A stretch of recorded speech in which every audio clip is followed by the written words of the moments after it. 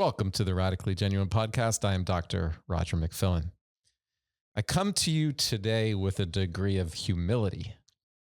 I am a clinical psychologist and I do provide psychotherapy. I have specialized and helped people who are struggling to reclaim their life after traumatic life events. Some cases, it's a childhood that violated their own sense of safety, security, personal agency. In all situations, there's circumstances that are deeply powerful in how it has shaped their sense of self. I've studied the effects of post-trauma. I most certainly believe in the scrutiny of both the medical field and the helping professions, including the therapy industry. I want today's conversation to be somewhat uncomfortable because I believe it's in this discomfort where we are most likely to grow and transform. And so that includes asking very challenging and difficult questions. And one of those questions is the foundation of modern psychotherapy in itself, this idea that hiring a professional therapist, talking about your problems, emotionally processing them in the way that many therapists encourage their clients to do, might not just be like fundamentally flawed as far as like a paradigm, but it could even be actively harmful. So we can ask questions if sitting in that therapist chair week after week, year after year, is it potentially possible that it's keeping many people sick and dependent in ways that we don't fully recognize? And what if the people we trust to heal view us and understand us, our conception of us as human beings? They see us in a way that perception is maintaining problems that keep them coming back and back and back. I mean, we know already that the mental health industrial complex ignores the presence of a soul. We don't talk about life as a spiritual journey in any way. The metaphysical, the powerful problems that come with labels, limitations in language. There's just so much. And today's guest, she didn't just discover these uncomfortable truths. I mean, she's kind of built an empire, like actively proving that many of them may create more problems than they claim to solve. You may know Anna Runkle. She's known as the crappy childhood fairy. She's become one of the most influential voices in trauma recovery. And that exists without a single day of clinical training. And the more that I evolve in this profession, these are the conversations that I want to have, because unfortunately, the clinical training in itself exposes you very early to that flawed paradigm and conditions you in a way to get you to think and respond and engage with other human beings in a way that someone who's not in that industry, who hasn't undergone that clinical training, they're free, they're open. They're open to think about things more creatively. They're probably more open to connect, with their own intuition and maybe higher forms of intelligence. And if these people who have this freedom actually engaged in a process of self-healing, then we need to have those conversations because we have to learn what they know. And that's how you evolve. That's how you evolve as a society, as a culture. Her YouTube channel, reaches over 1 million people. Her books, Re-Regulated, Connectability, they're bestsellers. Media outlets and some of the top podcasts are seeking out her expertise. I believe in a way this threatens an industry, and that makes her dangerous to the establishment and many establishment ideas. So today we're going to challenge establishment ideas and to be honest about how we believe people actually heal and recover. And I hope to add to what she brings today's discussion. So it's important that I'm highly critical of how I was trained and the ideas that fundamentally shape interventions that I have provided. I'll talk about my own failures and my own struggles, and I'll talk about how I'm evolving. And maybe we find some points of agreement. Anna Runkle, I want to thank you and allow you to the opportunity today just to speak honestly and to have a radically genuine conversation. Thank you for being here. Roger, it's an honor. It is. Thank you. You've been saying for years that therapy made you worse. I'm Mhm. really just interested in learning a little bit more about your story. Why ever go into therapy in the first place? What brought you there?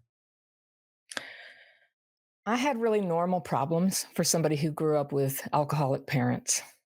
And when I first tried therapy when I was 21, I'm 62 now. This was a while ago. This book had just come out, Claudia Black. Now I can't remember the title, but people will remember it. It was sort of the first ACA book. And my health plan had put me with a therapist who showed me the book, and it said, you need to, maybe the book didn't say this, but the therapist did. I needed to go confront my parents about my mom and stepdad about their failure to protect me from abusive people who were in our midst all the time and who were completely checked out about the trouble I was getting into as a teenager. Well, I did that. I flew home and I told my parents that, and they threw me out of the house long term. And we never talked about it. We never talked again about what I had brought up. So I guess I started with a chip on my shoulder, like, I don't know if these people can help me, but going to therapy is just what you do. I grew up in a commune in Berkeley.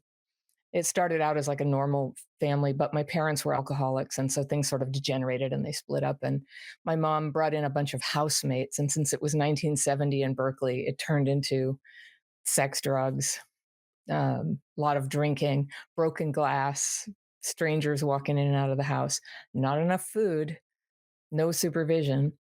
And I had some good survival strategies. I would go to friends' moms or teachers.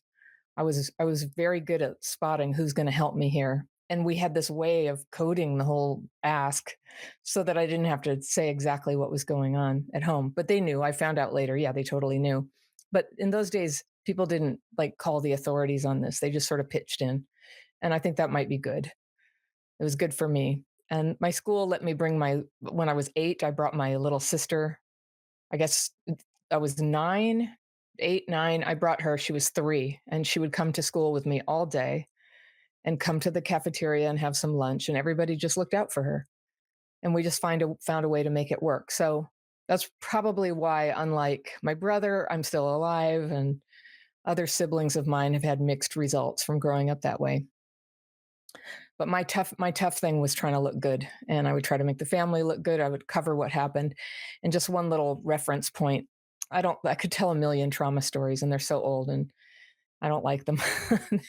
They just bring up the past, and I've had so many opportunities to go over it. But when I was 6, my mom, who was kind of really into casinos and men and stuff, and she said, "Oh, we're gonna go. I'm just gonna go in this casino for a minute." We were in Reno, and it was snowy. It was winter, and she said, "I'll be out in 5 minutes. I'll be right back in 5 minutes. Just stand right here."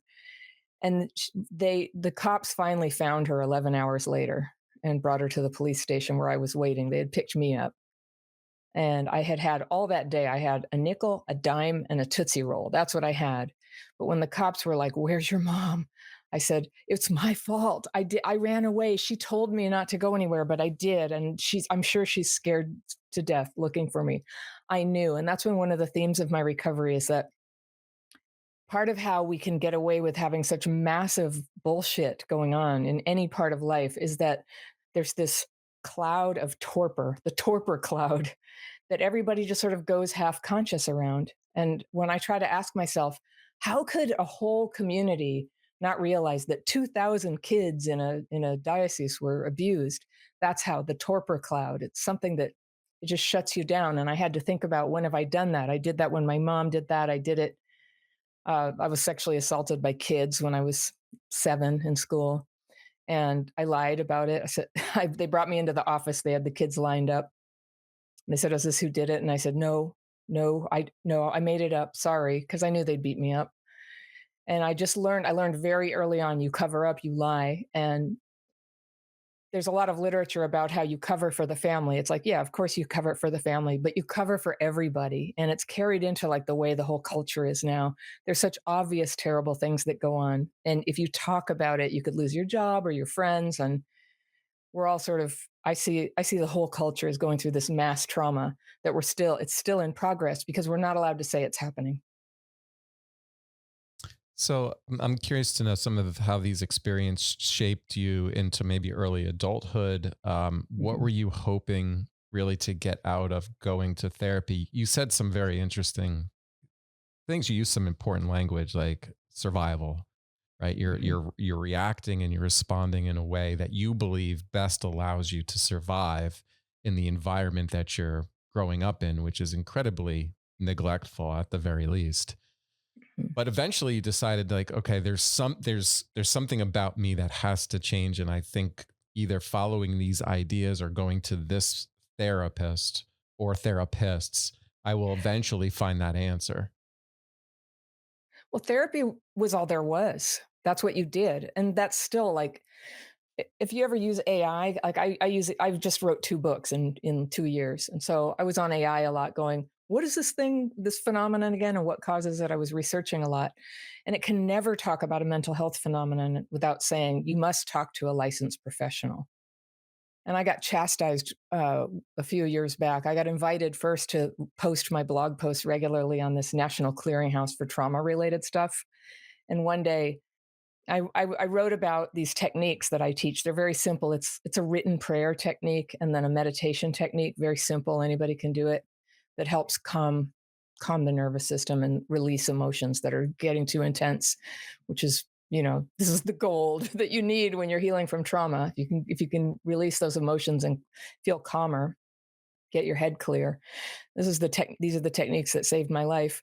So I was just sharing about them in a blog post, and I got corrected by the editor saying, "This is all very well and good, Anna, but you really owe it to the public to mention that this should only be done in the presence of a licensed professional."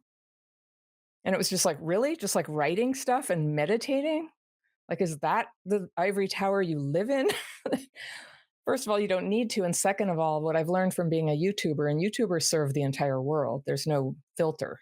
Everybody comes. Almost no one has access to therapy. So even if they had access, would it be appropriate for trauma? Not always.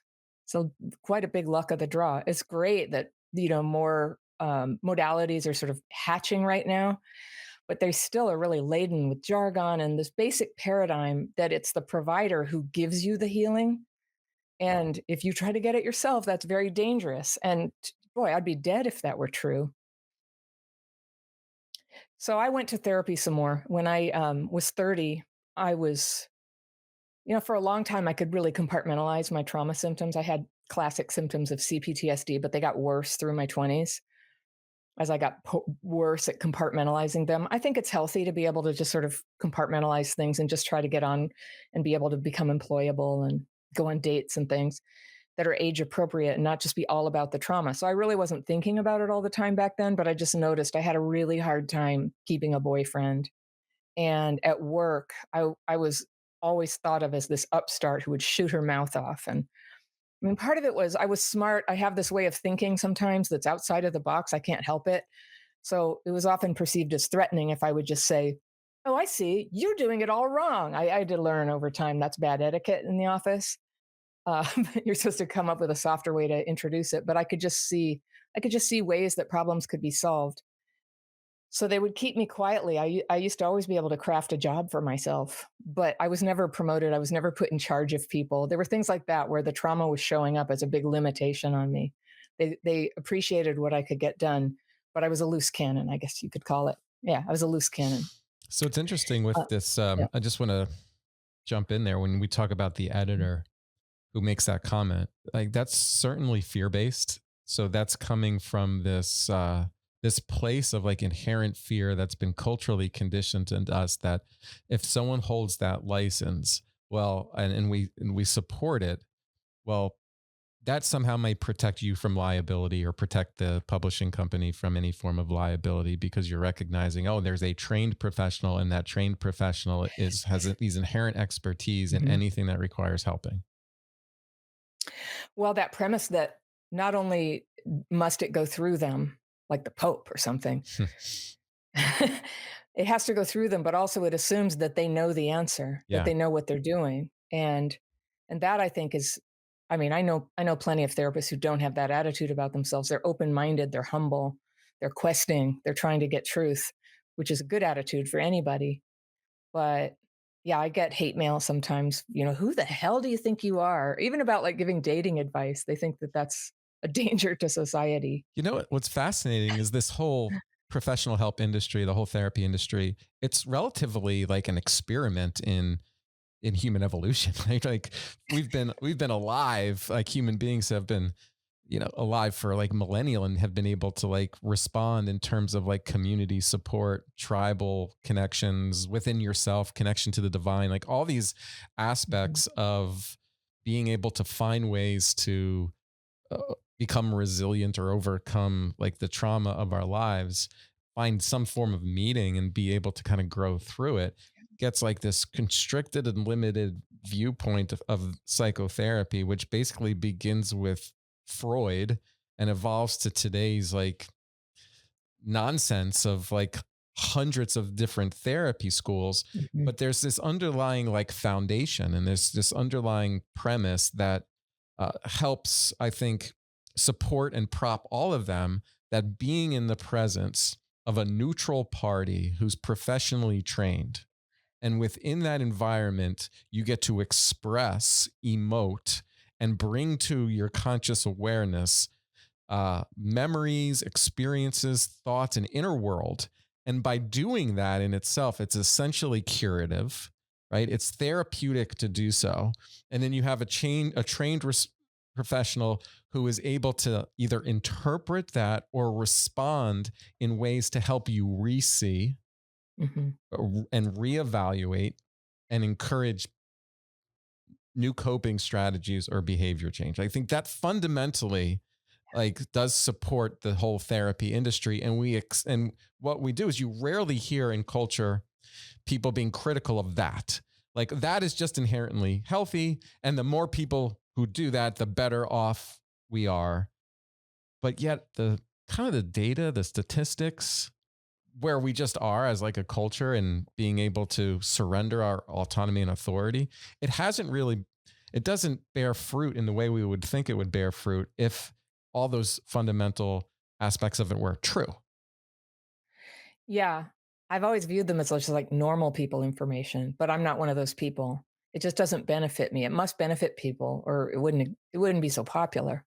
And I've heard many people go, "Oh, then I went to therapy and my whole life changed." And so I got suicidally depressed going, "Well, what's wrong with me?" Because I go and I just sit in my car crying and shaking and I can't even drive for 45 minutes.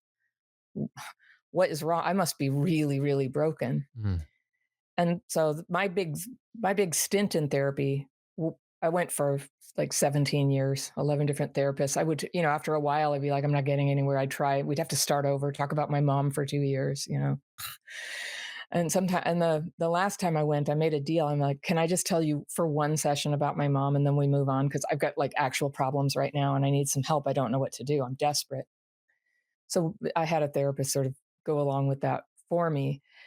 But I guess the two things that I couldn't get in therapy, well, I couldn't get relief. I just wasn't getting relief. And after all the therapy, and you asked like why? Well, I was just so sad all the time. I was so sad, and I would have a relationship and the breakup would come and it would just be brutal for me. And I didn't understand why things weren't working out. It was such a mystery to me, but I don't know. I just would pick the wrong people. They were cheaters. They would end up with addictions. So I didn't know what was wrong, and I was hoping I could get help with that. And I don't think that's crazy to think that a therapist could help with that. I'm sure some can, but the last one I had, who was a wonderful person, Jungian in approach, a professor, very kind, really cared about me. I'm sure of it, but was always basically enabling my immoral behavior by being very understanding about it. I was really screwing up my life. I was starting to I would call it narcissistic traits. I had to be so tough that I was just like, I don't care what anybody thinks, and I'll do whatever I want. And if I want to get rid of this guy, I will, because this other guy came along. And I was very, very selfish, intruding on people's committed relationships, that sort of thing. And I was never called on it. And she would say, "Do you want to draw a picture about it? Do you want to? Oh, did he call you? What did he say?" And it was just like this big, beautiful story to her that was treated like a bunch of archetypes, or that I was getting in touch with I was running with wolves or something. I don't mean to make fun of it. She was earnestly trying to help me, and I went along for the ride, but the relief never came. And my life was getting worse and worse and worse. And it came to a head when I was 30. I was walking down the street. My mom was just about to die from cancer. My mom, who would never say she loved me, there was some like old pressure going on there. Had this heartbreak that I had been seeing the therapist about for a long time. And I was walking down the street with a male friend, and we got beaten unconscious. Just, you know, completely. And four men came around me and kicked my head and face as hard as they could, until by some miracle, some part of me woke up enough to go, you know what? I actually don't want to die. I'm going to have to make this stop. And I drew this big, deep breath. Like if you were having a bad dream where you try to yell and you're like, ah, I thought that's what would happen. I thought I was in a dream, but I opened my mouth and what came out was a really loud scream, and they ran away. And the people who lived around where this assault happened at like 1 a.m, because the man, by the way, was beaten too. They looked out their windows. They called 911. They wouldn't let us in the door. They didn't know who was who. We were bleeding. And the cops came, and they were very serious about it. They tried to catch the guys. They didn't. They got us to the hospital. And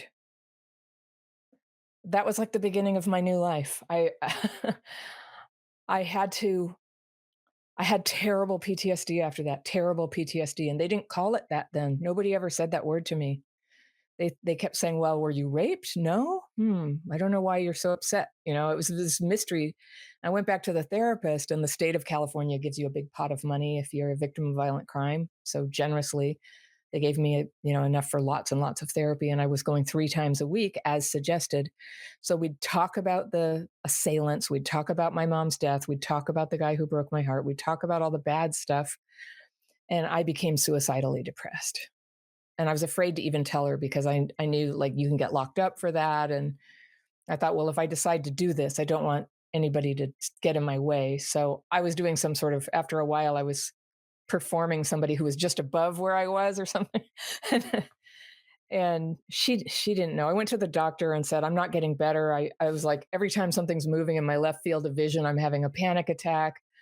I went to work, and I worked at a reproductive health care clinic at the time. And I went to work, and I was so checked out of, like, appropriateness. I was upset at my health plan because they wouldn't see me for the broken jaw. I had a broken jaw, and I had to wait 5 days. And work made me come back right away. They wouldn't give me time off. Later, the doctor said I needed 3 months, but the work said, well, we can't do that. So I went back to work. But I ended up saying, I'm so mad at my health care. So mad. My jaw was shut. It's times like this, I wish I had a gun. And they were like, woo. And that's what I remember about that time, is that I had to see other people's faces to know how I was coming off. I just had no internal attunement to, like, the energy of what I was communicating. I was so cut off. I had no connection to people. So I thought, like, you're supposed to call people. I would call my friends. I'd talk to them. And more than once, I would be talking, talking, talking endlessly. And I couldn't remember who I was talking to. And then I'd have to play this game to be like, so what are you doing? Oh, where did that happen? Oh, trying to get them to tell me who they were without admitting that I couldn't remember who I was talking to.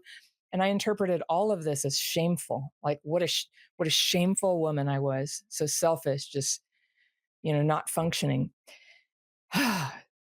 And right when I actually had, a plan to do what I planned to do, I gave a ride to an acquaintance woman. I was in this theater group, and I'd gone to a rehearsal, and I was giving her a ride home. And for some reason, I picked her. Like, I never told anybody what was really going on with me, but I picked her. And I was 30 and she was 23.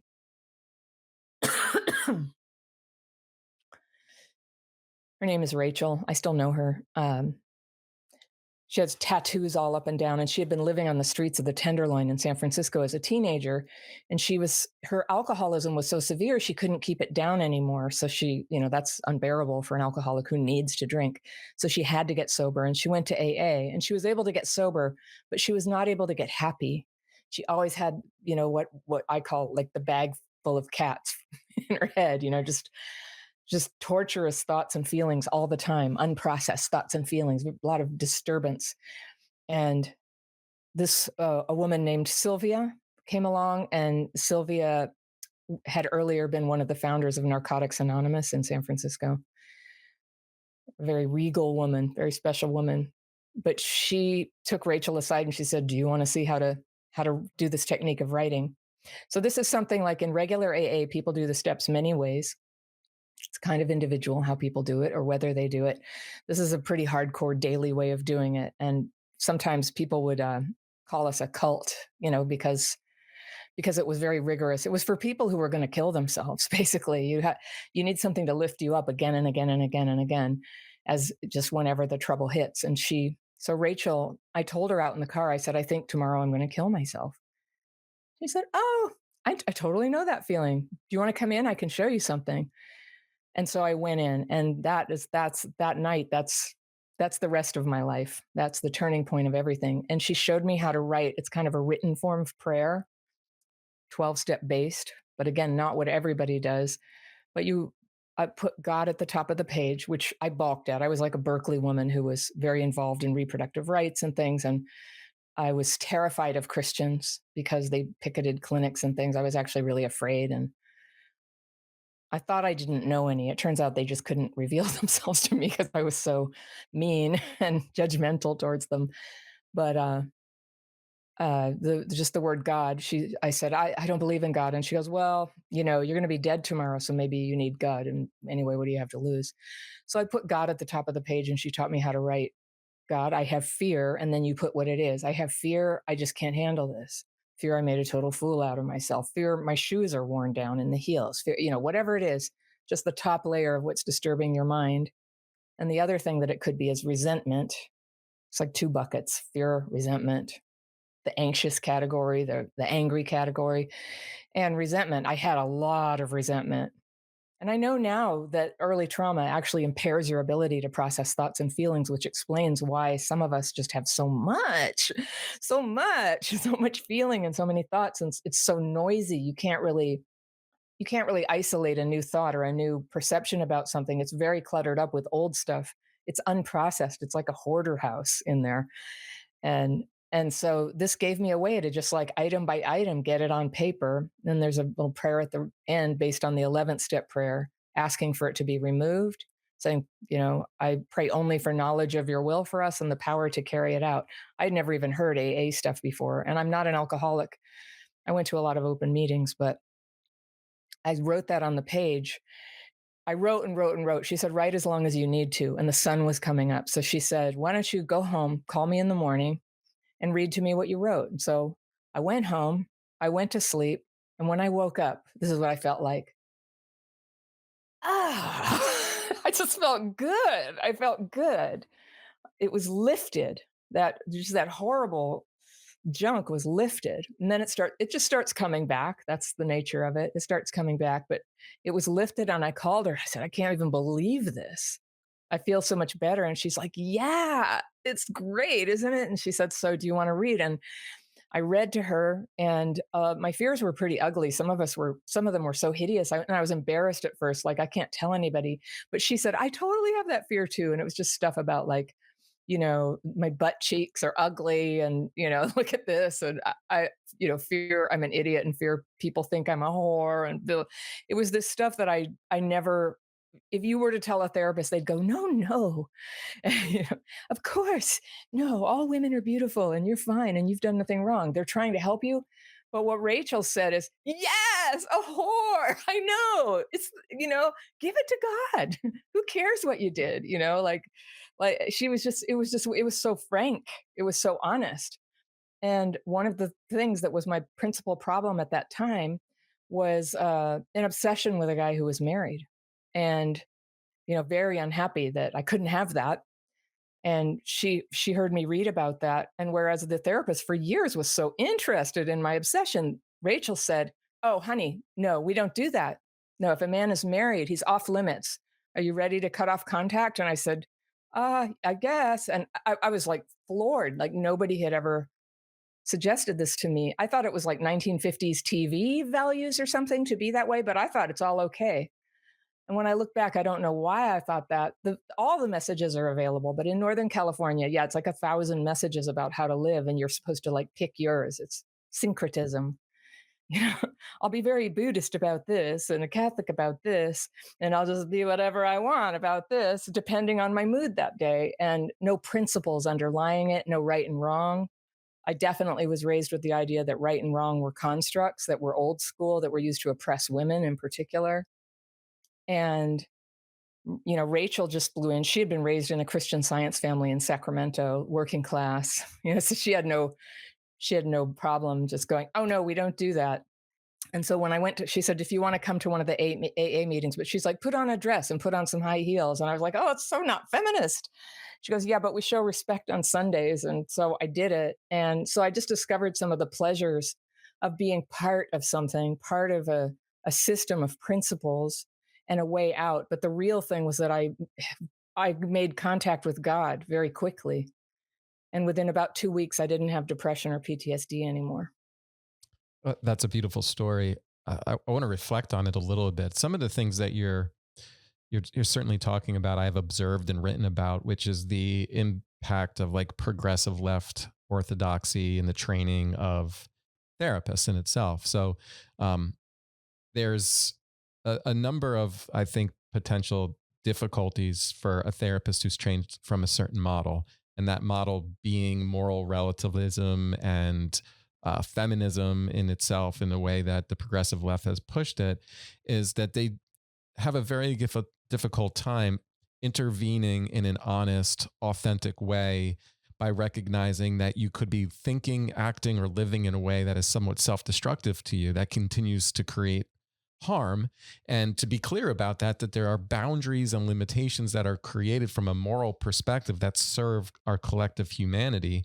And one of the things that you were able to get from your friend Rachel is that she was just authentically herself, and then Hmm. being able to be clear with you that, hey, there's certain ways of living that you're engaging in, that there's no way that you can actually feel good long term living like this. The seeking of pleasure so quickly, right, without considering like long term impacts of engaging in any type of relationship. This can actually extend to why people, have turned to various drugs. And every other thing is like we're Hmm. escaping, and we're trying to fuel ourselves with pleasure, and we Yeah. don't have any idea of how to create a long-term purpose and connection.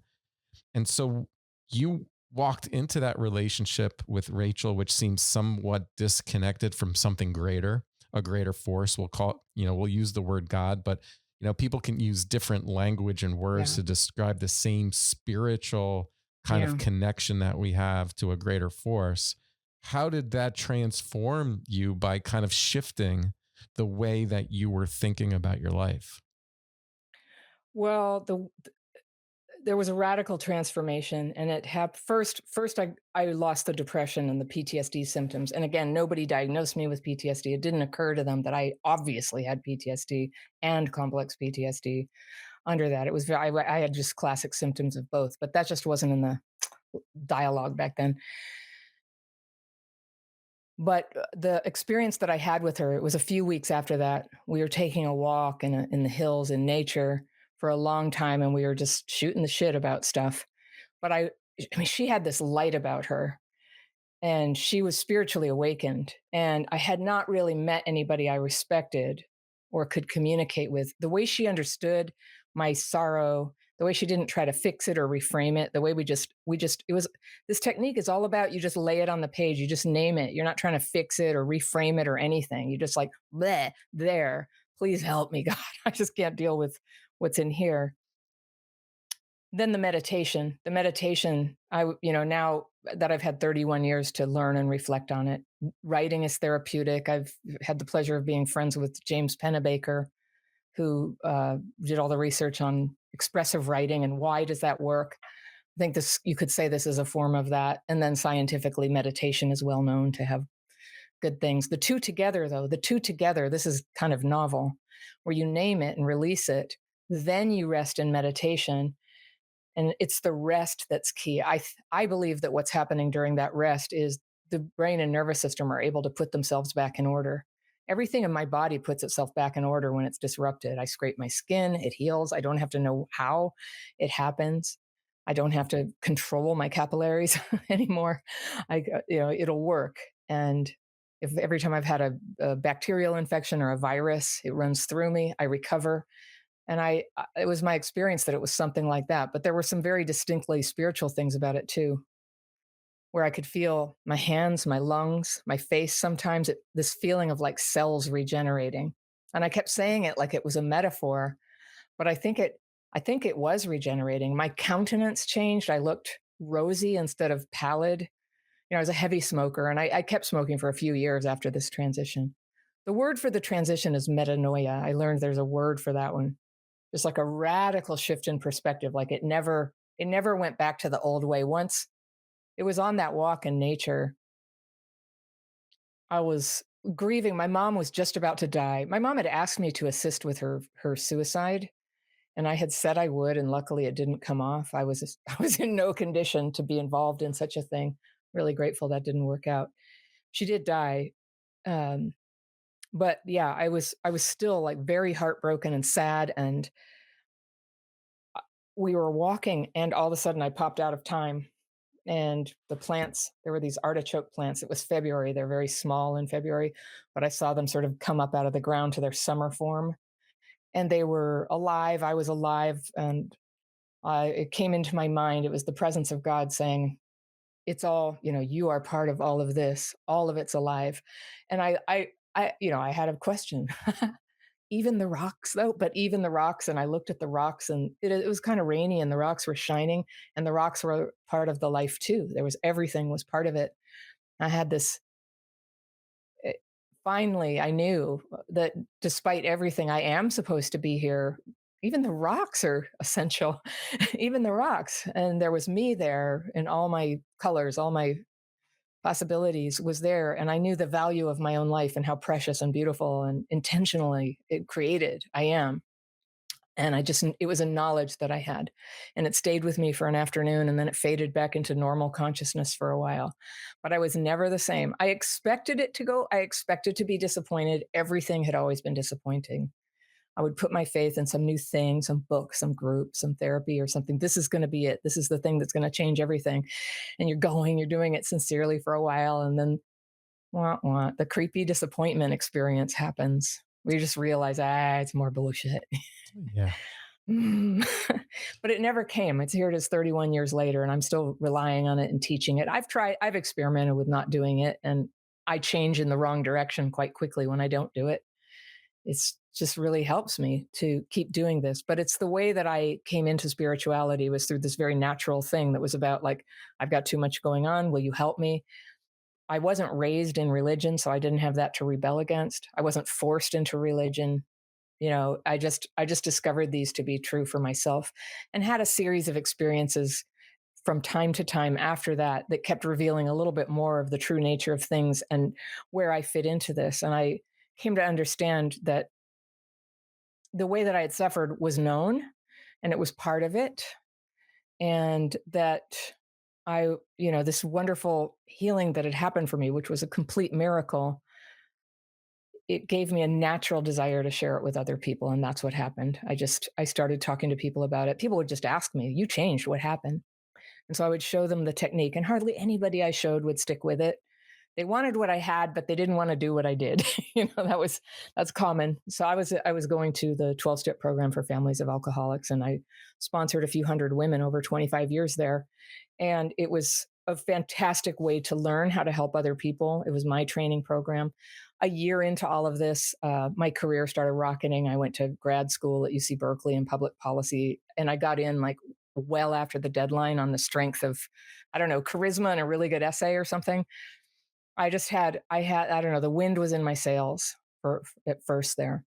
Now, caveat, a lot of my life problems, when you grow up with this kind of chaotic childhood and parents who are just like morally all over the place, moral chaos, I call it, you end up with life problems, you know, and that did not go away overnight. And I had to learn and practice and read books and consult people and get braver about who to consult. First, I wanted to consult the people who were easy and not very demanding and be like, well, you can basically do whatever you want. And, there's some little secret that's going to make it go better. But in the end, I had to get down with the ancients. If you want it to go better, you're going to have to follow the core principles of our civilization of how to be a good person. And that's eventually what I needed to follow. But I was brave enough to ask for help in those things and to follow advice from people who knew me and could see the way I was totally screwing up. And like a male friend of mine taught me about how to date. When I met my now husband, he taught me how to date. I was like, "Can you help me? Because I just blew it with this guy. I'm so coarse. I'm so pushy and forward, and I don't know, trauma ridden." My boyfriend before that had committed suicide. I was I it had been 2 years of monastic living to get ready to even consider dating again.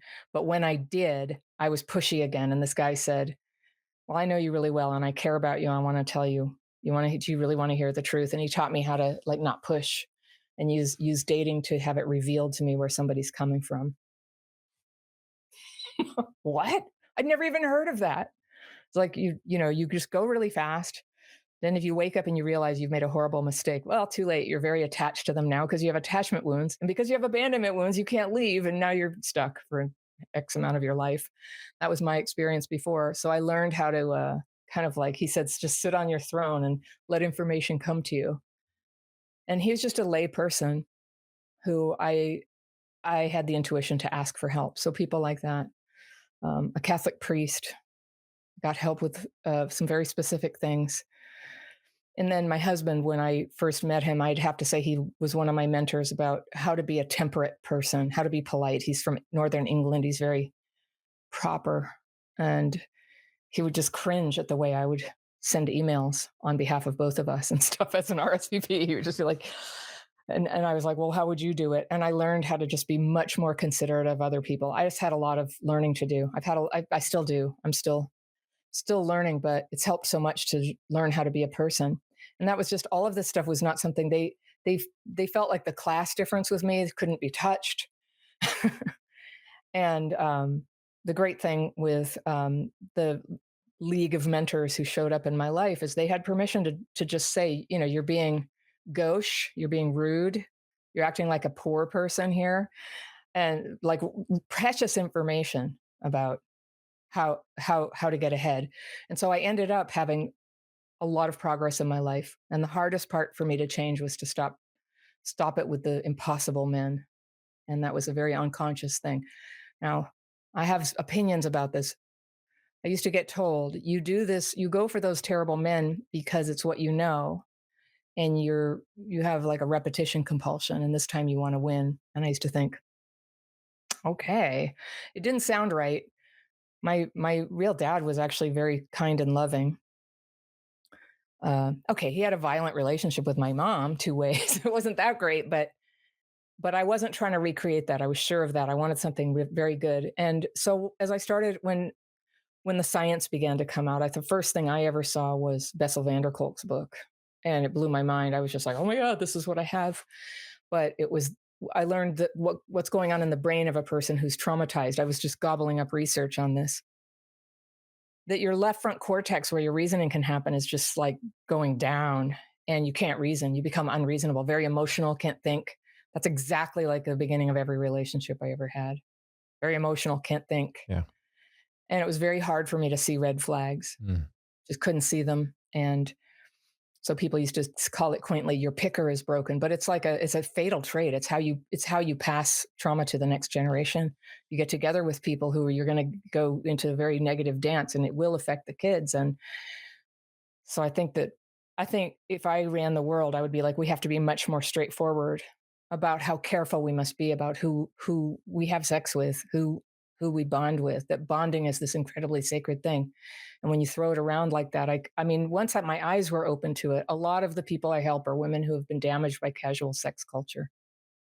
I see. And I'm not this big prude, that's not Mhm. where I'm coming from. But just like if you have, I don't think it's good for anybody, honestly, but that's up to them. But if you have attachment wounds like me, oh, you're just going to get slayed by this. Trying to pretend you're cool.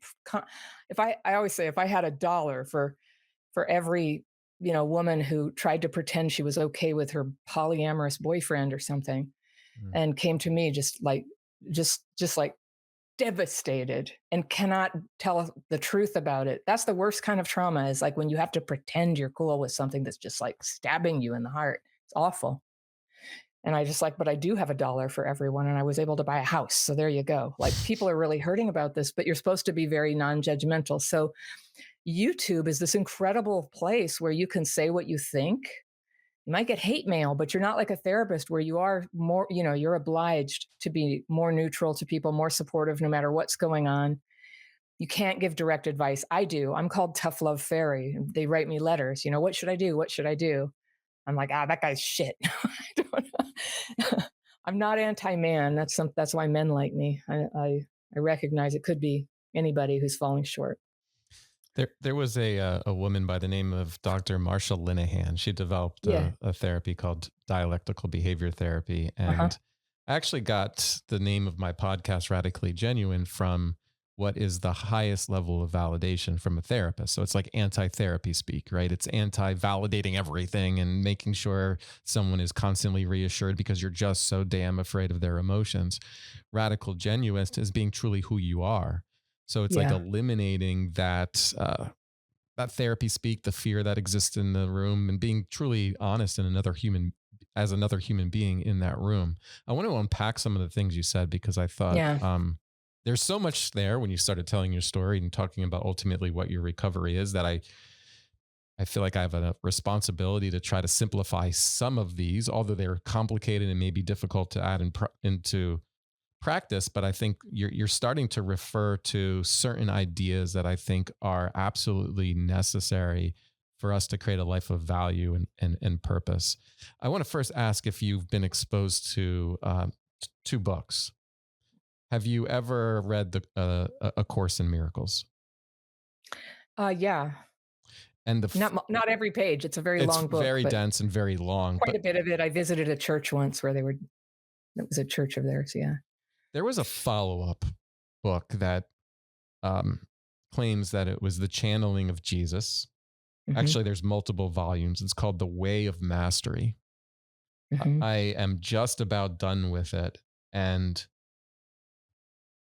they sound revolutionary. It may be the most influential book that I've ever read, Mm. and it helps me to actually see the Bible a bit differently in some of Jesus's teachings.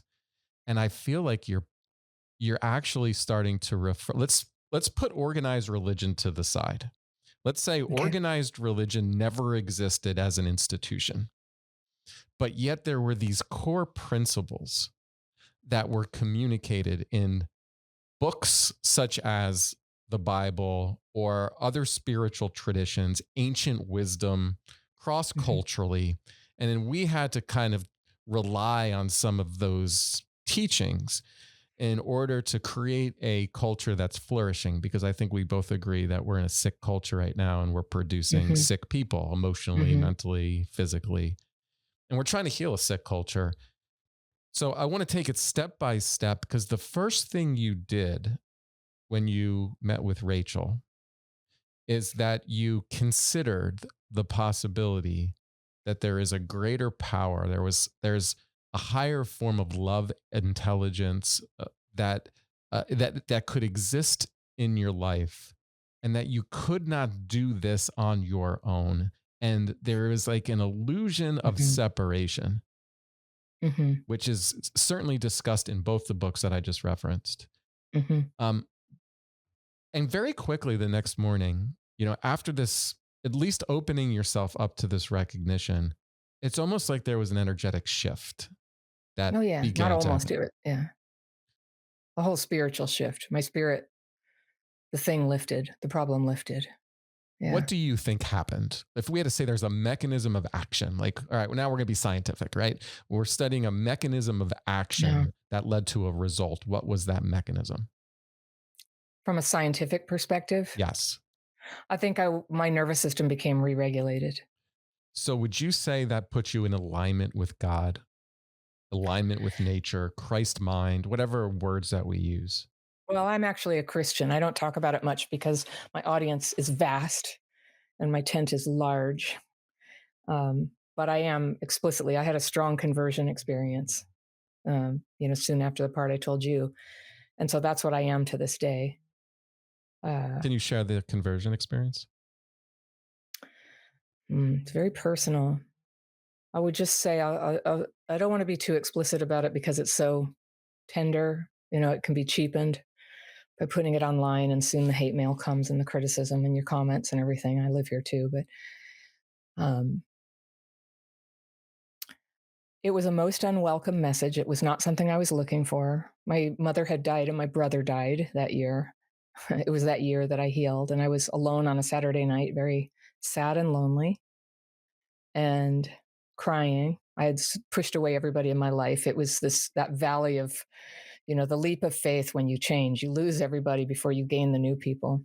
And then I lost those new people in many rounds. Like as you grow, you lose people, but I was alone. And with all those deaths in my family, I was meditating, just doing my writing and meditating, praying, and I had a visualization of a temple and of myself sweeping up ashes. And it was just like I was feeling like it was the ashes of the people who had both abused me and I loved and missed, and was sweeping them away. And it was just this kind of quiet reverie or something. And an image appeared in front of my heart, maybe a few inches in front of my chest, an image that I knew to be Christ. And my first reaction was, I know who you are. I know what you want. And also just like, oh, now I'm never going to have a boyfriend. It was a very like down salt of the earth reaction to this, but it stayed with me for about half an hour. But I thought, do you want me to be a nun? Because I do not want to be a nun. And I've since learned, no, it does. People who don't want to be a nun should not be nuns. That's a special calling for people. Um, but there was a calling for me, and I knew the essence of it, even though I was only beginning to live it. And the calling has involved a lot of resistance, a lot of lurching forward, a lot of suffering. But the calling 31 years later, it's a straight line from that to what I'm doing right now, talking to you. I'm teaching this, I'm teaching this, I'm teaching this. There's another way. And what I enjoy about what I teach and the pleasure I have of watching people, and because some people I get to know, like in a retreat or where they're in my online community, and I get so many emails from them. They describe what's happening to them, and they're having metanoia, that feeling of that radical transformation, where their perspective shifts. And usually, the shift of perspective, you could sum it up like this: "Oh, no one's doing this to me." And it's this mindset of suffering that's focused on the trauma, and therein lies the problem. The trauma is real and it needs to be talked about at some point, but it's a consciousness of suffering to stay there. I just think I think that's a wrong idea, that the more you focus on it and recover your feelings and memories, and people are always like, I think I had trauma, but I can't remember. And I'm not a therapist, so I can say what I really think. I'm like, good, you know, carry on, it'll get you. If it needs to talk to you, it'll come, it'll come and talk to you, but it'll be a good time, because like inside your spirit knows the good time for this stuff. If you're writing and meditating a couple times a day for 30 years, you're going to face a lot of things. I always say it's a little brush, just a little archaeological brush. You don't have to dig, you don't have to go into everything bad that ever happened. It'll come to you. And the great thing about doing it twice a day is you enter into life every day, and you meet friction. People hurt your feelings, somebody breaks your heart, you lose the job, you have money worries, all of the life's problems come and hit you. You fill up with fear and resentment. And I got scammed on the phone the other night. I had to write and write. I actually gave people the password to my bank account. How did they get me to do that? We stopped it in time. The bank was very good to me, but I was so upset. I was so violated. So I can get this, like my whole nervous system just goes like that. Or if I have an argument with my husband, it can be quite brutal for me. And I need to come back. I need to come back. So every day I'm just taking the top layer. What happened? The thing that I'm worried about, the thing I heard in the news, the health problem, the ache in my side. Do we have milk? Are we out? All these things, they just count as like the problems of my mind. I get them on paper. I release them to God, and then I just have some space to get some insight. And oh, the insights that I get the idea of like, it's not always like quality information, but some of the greatest things that have ever come to me came in that window. And they come, and I think of who I should call, and I think of something I'd like to read, and then I go waste a lot of time. But I go back out into life. I get all effed up again about my friction with the world and how much I hate everybody and that's against me. And, I just have that. And every time that happens, it brings up more. And I get the opportunity to face and be rid of all that crap that's in there, the accumulation of fear and resentment that's coming from my past, probably the collective conscience. Also, right now, all the delusions I have about the nature of reality that would have me think, oh, the odds are stacked against me. Then I heard about the Atlas comet and everything, and I'm like, oh, here we go. The world's coming to an end. And then I'm just writing it, and I'm just like, yeah, whatever. And I have space, so I get these ideas, and the idea keeps taking me in this solid direction. It's characterized when it's happening of love, respect, kindness, patience, tolerance. Those are sort of the emotional characteristics of the general direction, but also, so you might be able to see it. I have a picture of Saint Dymphna back there, and she's the patron saint of people with neurological injuries and sexual abuse. And she's got a sword in one hand and a bouquet of lilies in the other. And that's what I think. I don't, living in Northern California and all this, hey, it's all fear, you just got to let it go and just go with the flow. I'm like, oh, no, you don't. That's how you get sexually abused, kids. Of all those platitudes of like, oh, you're being too in your head, or you got to get in your body. That's often like sexual manipulation. So, just when you become honest with yourself about how this trouble happens, just clarity appears. Clarity is naturally there for the taking. It just comes to me. Clarity comes to me, and it helps disabuse me of distortions and delusions about things and anxieties, the things that the news would have me believe. Oh, it's so believable, so compelling. But it just sort of, things dissolve away, and I come back. I'm in reality. I like reality. You might say I'm a stoic, but sort of a mystic. And so what I was tapped for when I just had that very raw sort of encounter with Christ was that I was supposed to share this. I was supposed to share this with other people. And I get the pleasure of watching it happen. And I know it's not me. So many people get this experience of getting released from the sort of mesmerizing belief that the answer's in the trauma. They get released from it. And I'm not saying, I want to say that to anybody who's listening. I'm not saying that we deny that it happened. It happened, and it was significant, and it was so, so damaging. It's just that it doesn't have the solution for you in there. Yeah, first of all, beautiful story, and I love a lot of the things you said.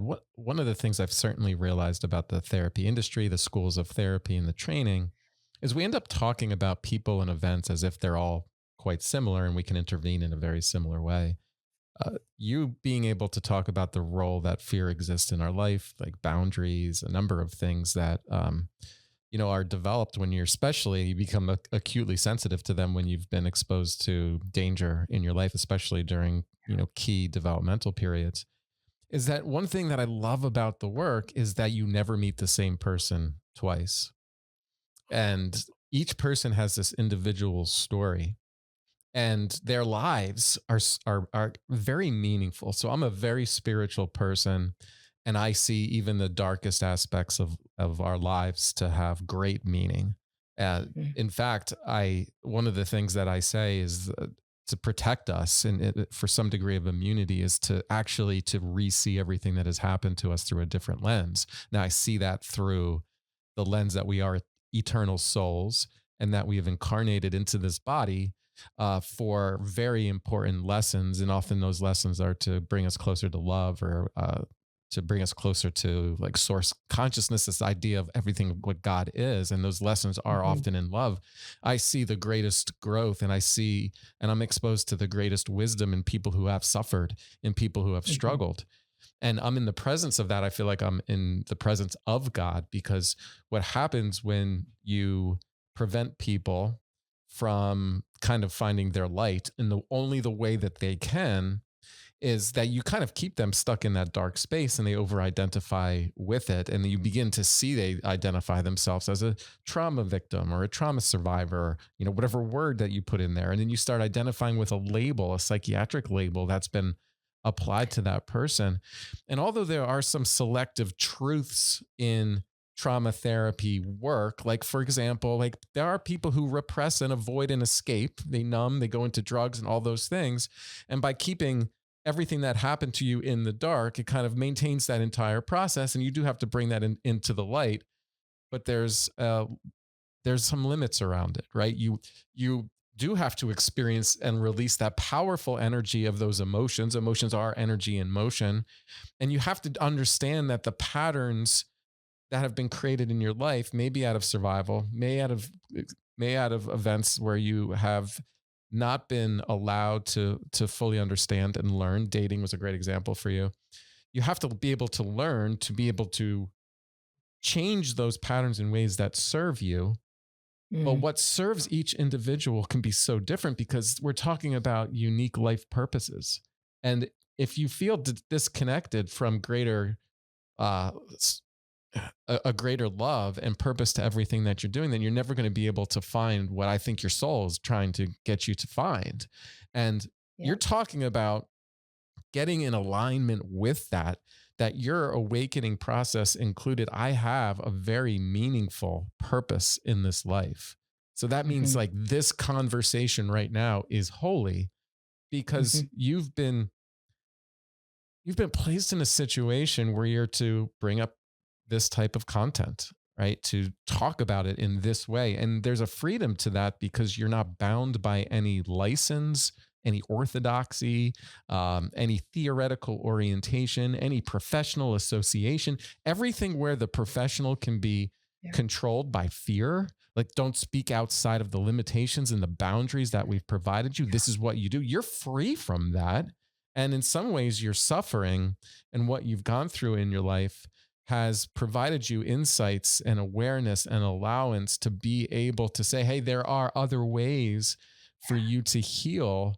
Here's what works for me. And I'm sure you're not saying this works for everybody, but you're saying, hey, Mhm. maybe there's something core here. There's a mechanism here that if you're not alone, if you can release this to a higher power, if you know that you are more than just a body, that you're stuck in this physical world, this physical reality, you're here to learn. It's going to give you all the gunk. Your mind, your egoic mind is going to sometimes take you down places that are going to make you feel like shit, and you're going to make mistakes. But inside you, there's this soul, and you're connected to something much greater to you, and you have this ability to actually surrender to it. And when you learn Mm. how to quiet your mind, that you're exposed to like this information, maybe you're even guided, Mhm. and that you have a new insight and a new awareness because it comes from this light that loves you and cares for you and is going to guide you in a direction away Mhm. from your mind, which is keeping you kind of stuck in the pain of this reality that you're kind of that we're all here for. Does any of that sound like, if we're going to start talking about like core mechanisms here of healing, like is that meaningful what I just said to you? Yeah, I think the one thing I could add to it is it's about truth. Truth is the medium of God. God can't reach you through anything that's not true. And so first you have to be in the truth. And my friend was telling me the other night, I'm not directly familiar with the quote, but I was going, whoa, it was Confucian, and it was this idea that if people can't say what's true, then very soon the civilization collapses. Mm, And if we can't say what's true, that is so much what so many forms of abuse can in a family can be is you're not allowed to tell people, or I hit you, and if you tell anybody I hit you, I'll hit you again. and you learn to suppress the truth about all these things. So there's this huge suppression of your truth recognizer. And one of the first piece I ever read of yours, Roger, was about mitochondria and being able to apprehend God, if I'm phrasing that right, being able to know God consciousness, because that happened to me. And I think, I don't know, in a way, I think when God wants to reveal himself, it doesn't matter the state of anything else. It just got, I was had. But when you have that shut down, that's what I noticed, that my 25 years in 12-step meetings, it was like a longitudinal study of the of the eyes and ears, of what happens to people who come to meetings and who are working on themselves. And some of them would just always be talking about the problem, which is mesmerizing. And some of them would go get a sponsor and work the 12 steps and try to be of service and do the things that it says and do the assignments and reckon with their mistakes and apologize. And I just noticed, like, if you have a 25-year trajectory, it's night and day. What happens is it's the people who embraced the action of becoming someone new. And so it's truth and truth finding. And I just find it is so hard to be honest with oneself. It's hard to be honest about other people. Like I told you, I've twice had boyfriends in the past when I was still sort of under the spell of trauma, very much at the effect of trauma, who, unbeknownst to me, were heroin addicts, and both of them died. This happened like 10 years apart. And it was so humiliating and tragic and horrible. And then later, it's just like, why couldn't I see that? I had so much capacity to shut down to the truth. And it's as if stress sort of shuts down my ability to know what's true. And I can go into magical thinking. I teach a lot of people how to overcome trauma driven dating patterns and magical thinking of like, well, I know he doesn't love me, but we had a past life together. Or I think he's actually quietly communicating through social media with me, through songs. I've actually sort of evolved into one of the world experts on limerence, the obsession with people who don't love you back, and without a license to do so. But I've done a lot of content about it. I've answered hundreds of letters about it. But the capacity to see love where there is no love is extremely well developed in neglected people.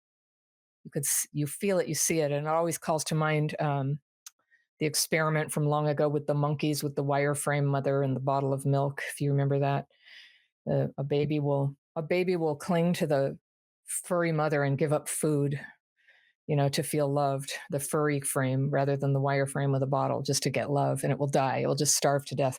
Sounds a little bit like things that turn out to be an urban legend, but it feels true for for trauma. But I think it is true. I think somebody wrote to me and said, "No, I was part of that study." And so you get this very good capacity to sort of construct a life, and all that like natural desire to love and attach to a partner and create babies and all that good stuff. It'll just start going in the wrong direction, and it's like a train that's very hard to stop. Mm. And I just understand that intrinsically from having gone through it myself.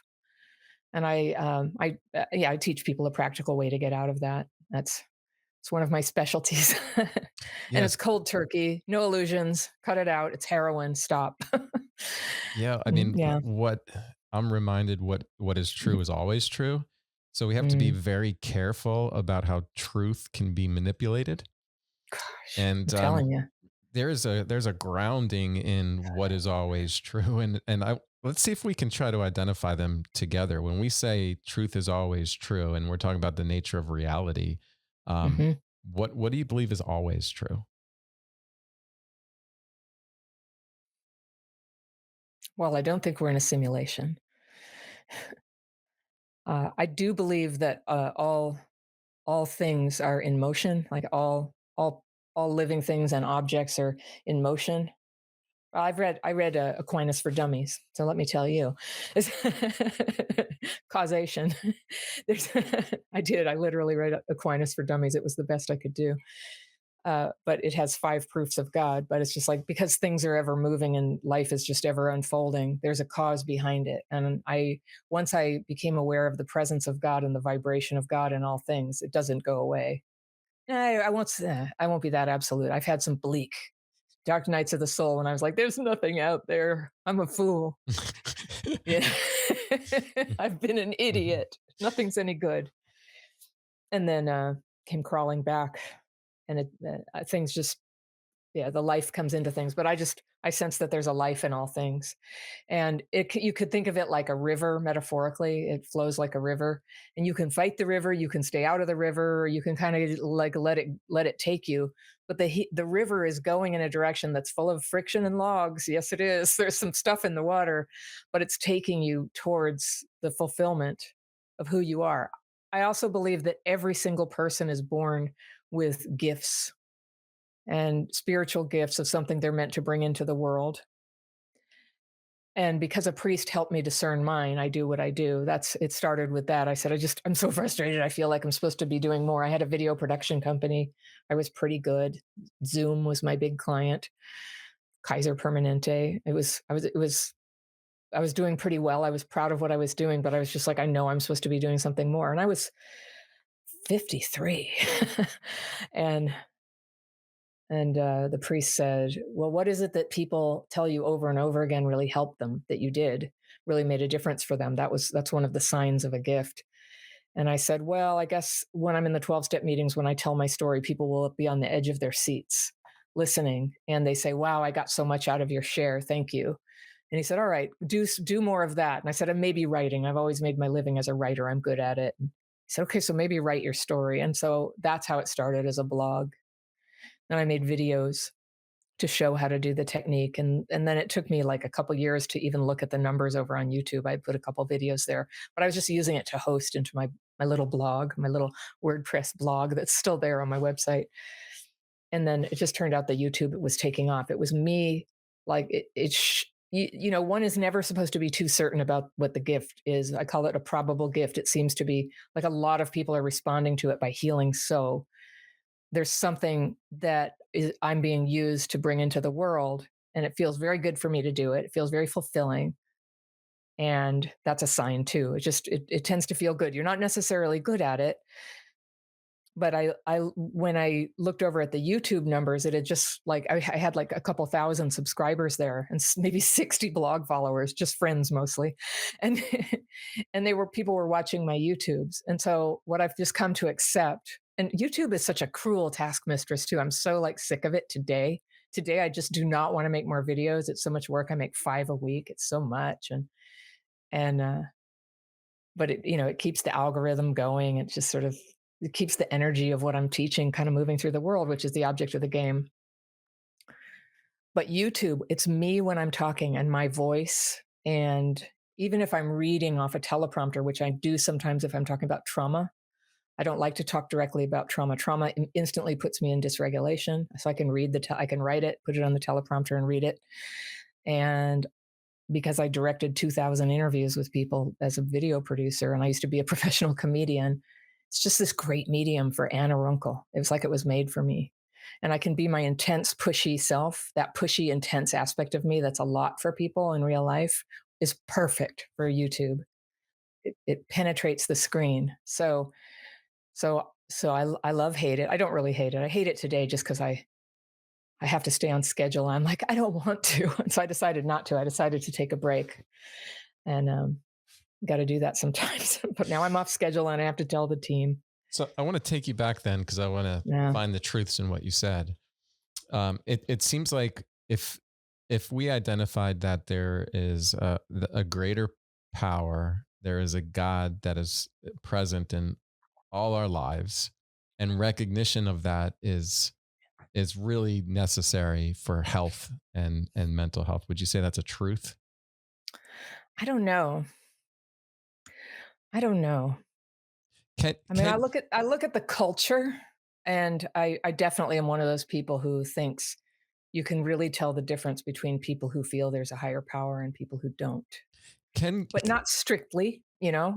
yeah, can you be like, let's say that I'm one of my truths is that disease, the Mm-hmm. body at dis-ease, is when we're not alignment in nature.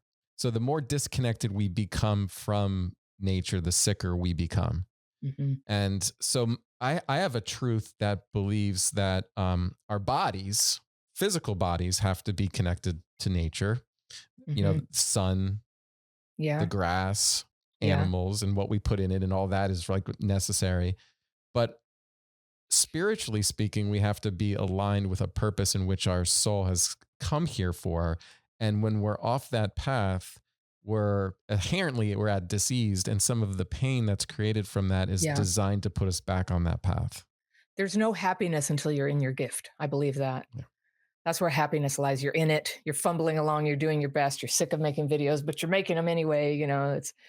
It's like the gift is happening, and I try to surrender to it. That is happiness. But I and nature, I do believe strongly in nature. However, I think sometimes the miracle happens under any circumstances. I was in and out of the hospital for 4 years.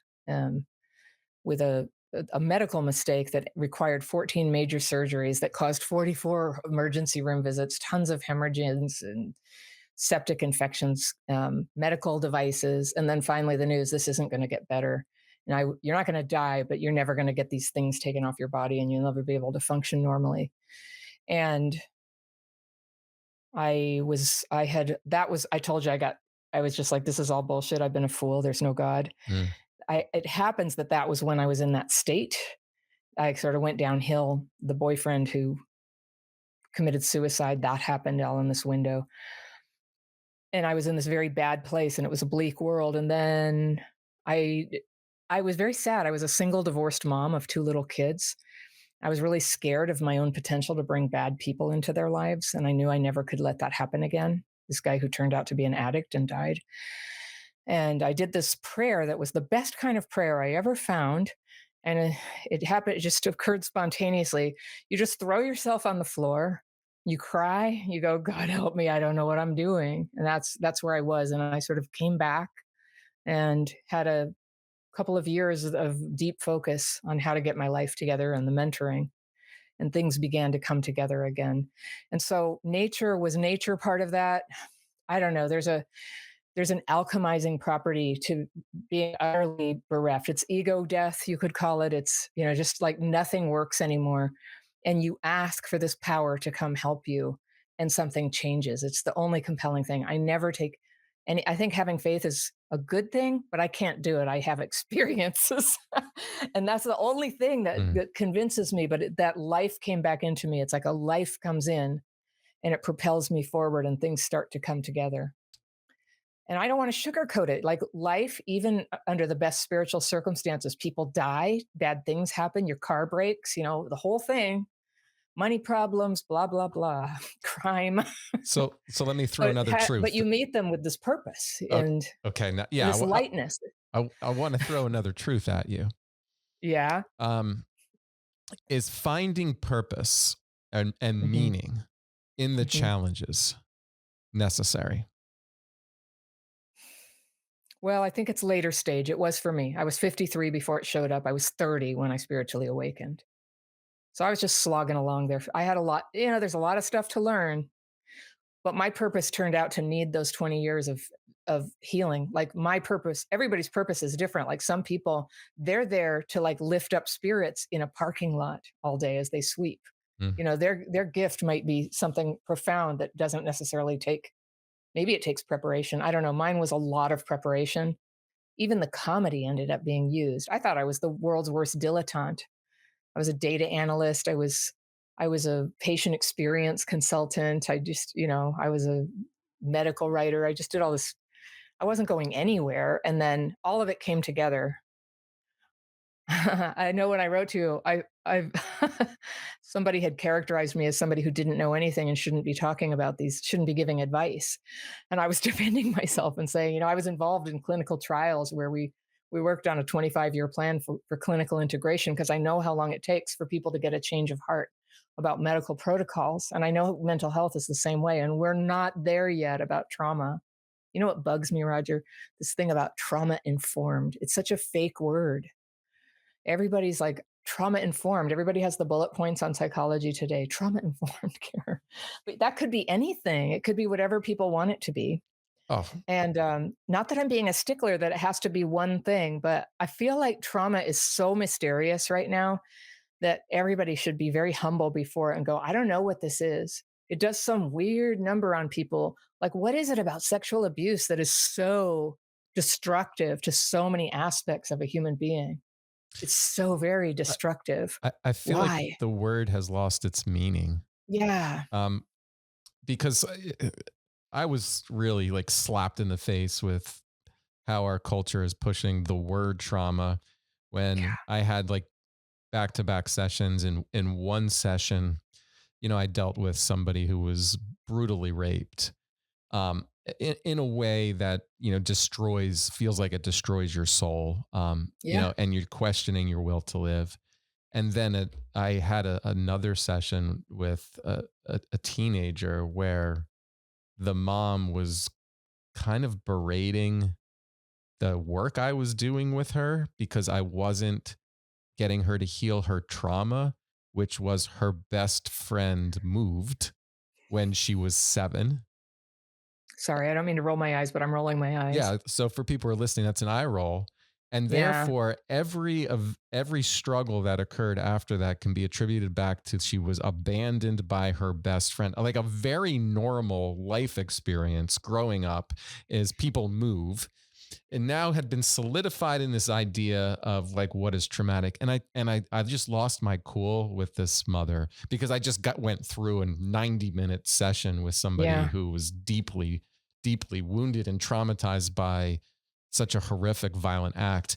And for her to be framing the reality of what trauma is for her teenage daughter was just Mhm. infuriating for me at the time. It was a lot of years ago now, but it was a I wake don't up know this call. person. Yeah, it's just a wake up call. And you see this all the Yeah. time. You see this on social media Yeah. is Yeah. people are now, they want that label as if it validates and justifies struggle and pain in their life. And that is something that I've seen in our culture is that we've lost this collective language for suffering and how we can communicate and support ourselves to kind of get through it. Now, if that young girl, really felt like that loss in her life had powerful impact, I'd meet it with compassion and empathy and try to support her. But Yeah. I saw a mother that was trying to push an identity on her own daughter as a way of kind of justifying problems, real problems that we needed to face in that therapy. And this girl had to be able to overcome. And she's saying the only way that can be done is what? Processing the fact that you lost your best friend when you were 7. Well, okay, you're 16 now. And now you're not going to school, you're not doing this, and all these other problems are coming in your life. And the real problems, we have to solve them right now. And no, I am not going back to 7 for the next 3 or 4 months where she can't get to school, where she's staying at home and you're letting her stay at home. So you see this been pushed onto us, and they're created. They're cultural narratives that get created, and they begin to define our understanding of Yeah. existence. Well, I'm not a therapist, so I can just like say, my intuition says that that mom messed something up and can't face it. And trauma is this convenient catch-all that you can say, well, it wasn't me, it was this outside thing. Exactly. And the self-will loves to blame. And that's another thing if I had a dollar for everybody who's like, I bought your book for my boyfriend, but he won't read it. Or he won't use your technique and he needs to. And learn the hard way like me if you must, but you can't control people like that. You can't. That's the thing. The all of healing is what you can address in yourself in present time. The two things you can't change are the past and other people, but funnily enough, that's what you're encouraged to focus on so much in old talk therapy, other people in the past. And this whole thing about everybody's a narcissist, I know some people are. My brother was diagnosed. I suspect a couple people in my life, but a couple, not everybody. And when people are like, everybody in my life is a narcissist, or I attract narcissists, and I have this, I have yet to make it into a T-shirt, but I will. And it says this: I attract mosquitoes, but I don't sleep with them. Just like we have agency, and everything depends on, are you going to discover your agency? And if you're going to Yeah. use your agency properly, you're going to have standards. Isn't it the allure of the victim narrative? Like we're so attracted to that in Western culture, American culture in particular, because we're just Yeah. like born into these, so many of these narratives through media and through television, movies, of this victim perpetrator narrative. And then, that becoming that victim and then overcoming the oppressor to be able to achieve this higher version of yourself. But we don't talk enough about how it's self-protective. Like if I'm a victim, then I'm handing over my personal agency. And a lot of my Yes. challenges and problems that occur after that victimization can be attributed back to that person. Going back to this earlier podcast, like they thought you needed to go to your parents, and that somehow doing that was going to provide you some degree of like forgiveness, and they were going to just say, yes, we did this, we harmed you, it's our fault, we're sorry. And then that healing is Yeah. going to magically manifest itself into you Yeah. becoming a new person. Well, I think that might have been what would have happened if they went to their parents, and that's how I see a lot of things, from weight loss programs to therapy. Is you have to ask yourself, does this person's experience, do they know what it's like to be me?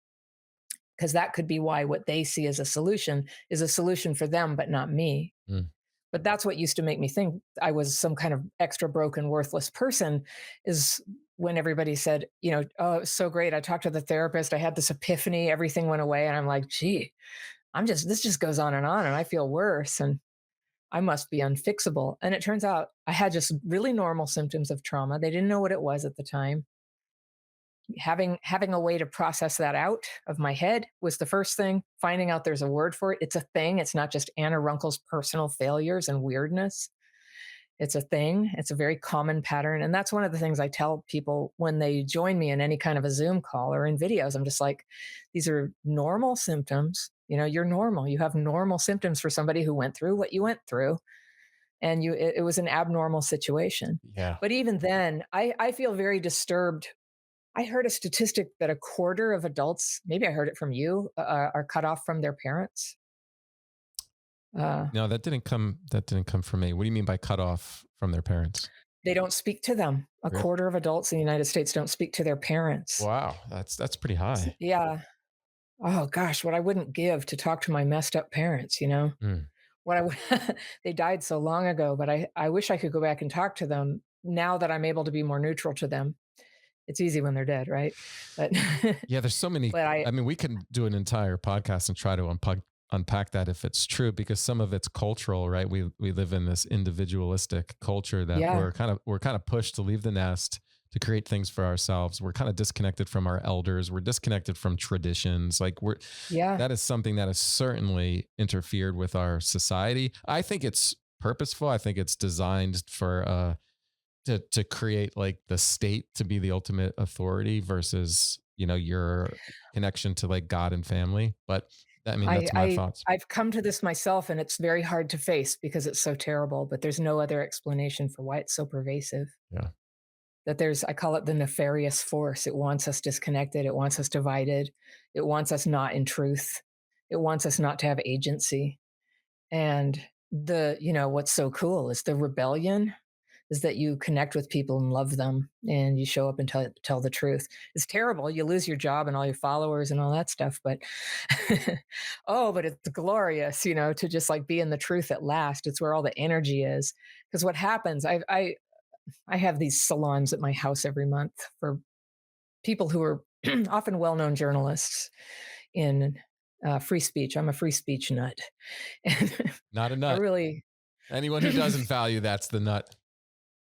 Well, yeah, I live in Berkeley, and as a kid I was dragged to those things, and somehow I ended up really caring about it. And in these last 10 years, really more here in Berkeley, it's been going on longer, where you're afraid to say things. That's just really a big theme that I'm working right now, is the spiritual energy of the truth, and how things collapse when when you can't call things what they are, when you can't say what really happened. Healing isn't possible. It's just not. You can sort of heal, but there's this attachment. It's so hard. I think it's hard for us women. We want to be liked so much. I want to be included. I want to be one of the girls so much. But there's this tyrannical requirement to conform, and I just can't. I just don't always see things the same way.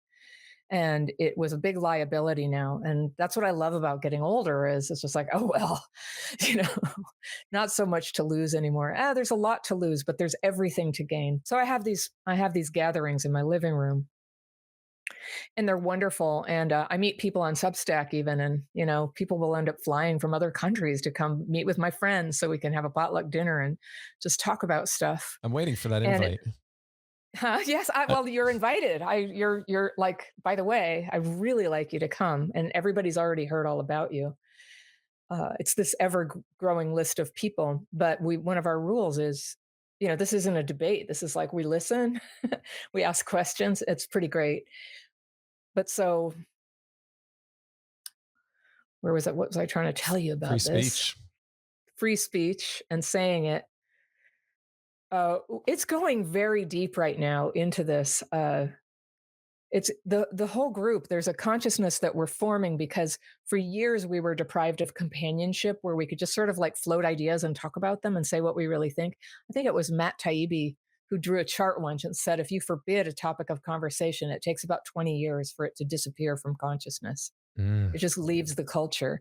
Like people, you get an idea, maybe it's kind of crazy, and people go, no, no, it's not an alien, it's a comet, But you have to talk about it. You have to talk about it. And there's such a freeze on that. I went, oh yeah, well, it's very freezy here where I live. And so it's this sanctuary where we've been talking now. I started this years ago.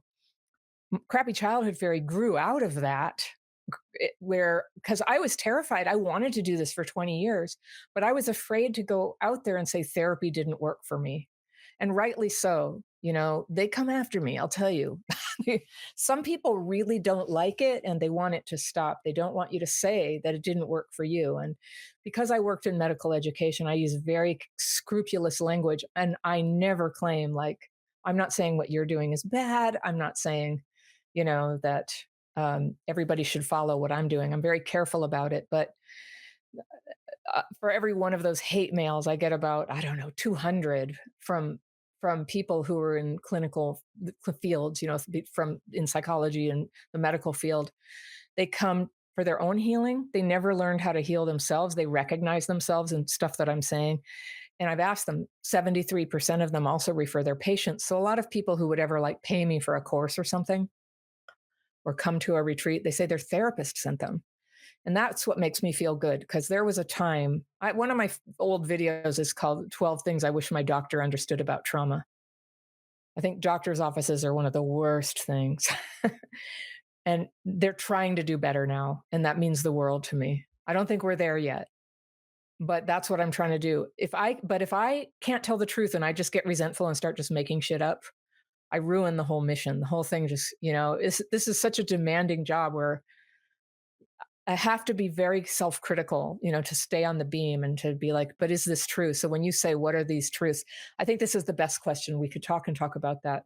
I'm looking forward to when we meet again and we can talk about that. What do you know to be true? Yeah, Anna. So I have one final question for you, and it's around what do you know to be true? I'm going to say something that I believe to be true that I don't think we're Yeah. talking about enough. And if I was sitting in your living room, I would probably bring this up. And we refer to a lot about spirituality today. Um, is there a spiritual battle that exists outside of our five senses? Are we limited in this physical world and that there is something that is just spiritual that exists? And when we see a lot of nefarious behavior, that there is a spiritual component behind it. So, for example, I believe SSRIs cut you off from God. I believe too. SSRIs are mitochondrial poisons.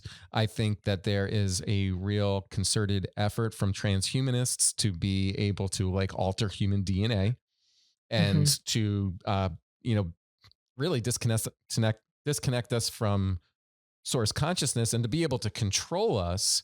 We have to be disconnected from God, and so emotions are powerful energies. And whenever you give somebody a pill, that really kind of cuts them off from full exposure to the Yeah. pain that they're going through in their life so they can be able to get closer to finding that light. I think that's nefarious.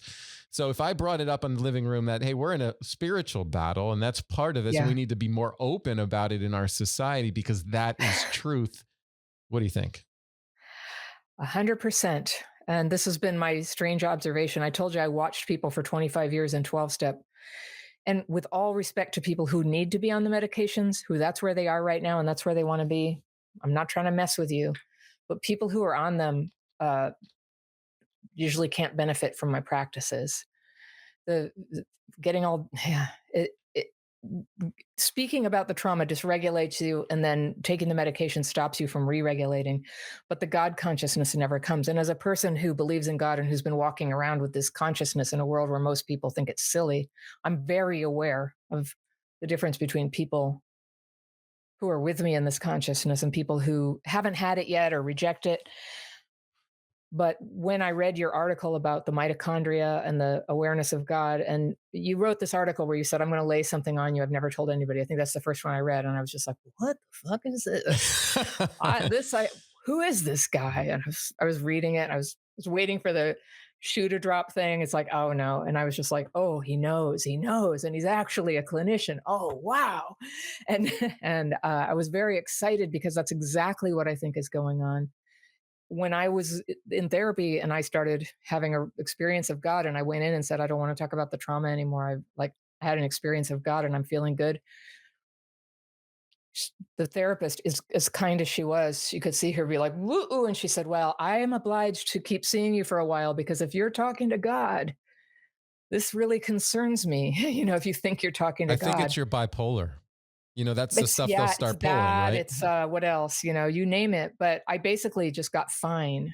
I got okay right in front of her, and, I don't know where she is today, but I will say that after that, though I went to the obligatory 3 visits to satisfy her need to know that I wasn't going off the deep end, and, that's fair, okay, but, she showed up in my 12-step meeting that I'd told her about, and she never said hi, which is a little awkward, but but she came, and I was like, well, of course you're human too. And I knew enough about her to know she had similar trauma to me, and I was so glad she was there.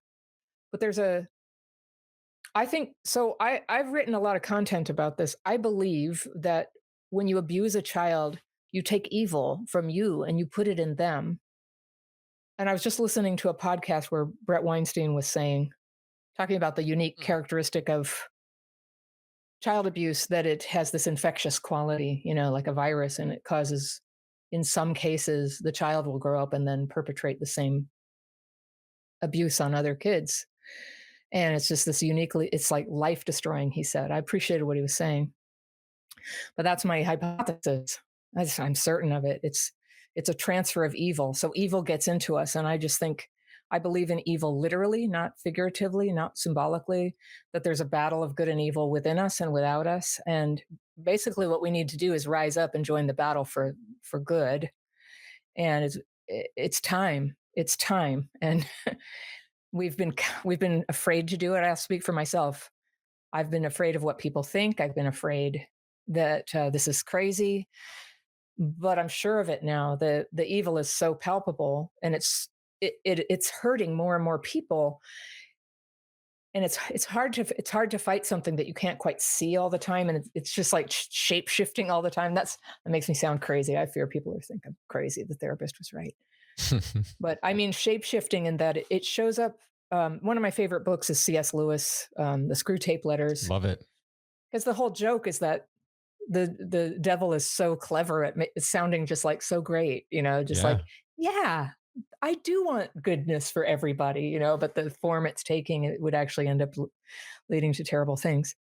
So I do believe it's a battle of good and evil, and that it's very unpopular right now, but in order, you have to cultivate the virtues in yourself. You've got to stop all the crap, and it's like lying about other people online, cutting yourself off from people when repair is possible, trying to be a light in the world and to bring love in situations where it's not there right now, and to be like a ray of the sun. If God is the sun, to try to be a ray, like an extension of what God would want for us, which is love, peace.